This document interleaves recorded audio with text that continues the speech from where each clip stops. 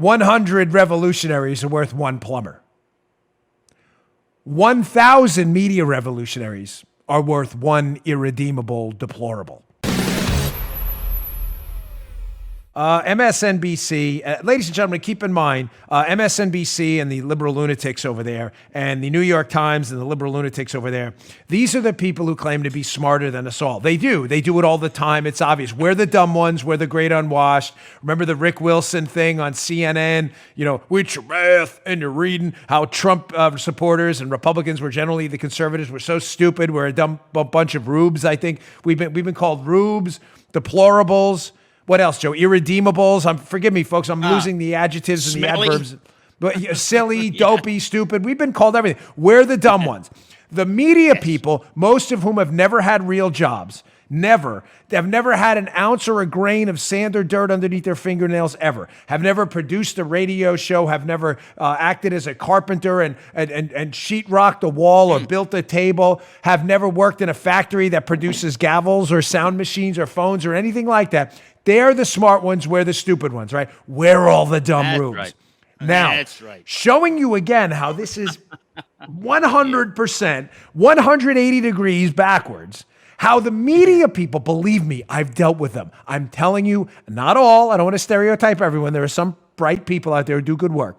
I'm telling you, in my experience in the cable news ecosystem, in my experience at other networks other than the one I'm working at now, and in my experience dealing with print and editorial writers, ladies and gentlemen, I'm kidding you not. As judged by a class of people, they are some of the dumbest people you'll ever meet. It's a fact. They are really this dumb. Where am I going with this? Here is a quick clip on Brian Williams. Remember Brian Williams? He'd been to Jupiter. He's fought in world wars. Remember the storyteller Brian Williams?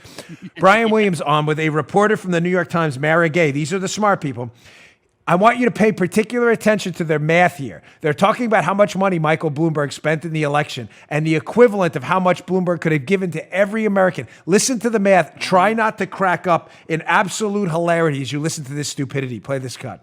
But you see it as a possibility if he wants to spend $1 billion beating this guy, he could do it. Absolutely.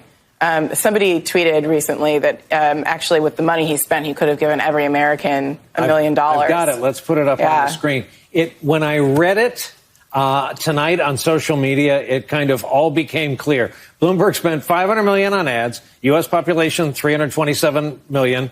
Don't tell us if you're ahead of us on the math. He could have given each American $1 million and have had lunch money left over. It's an incredible way of putting it. It's an incredible way of putting it. It's true. It's disturbing. It does suggest, what we're talking about here, which is there's too much money in politics.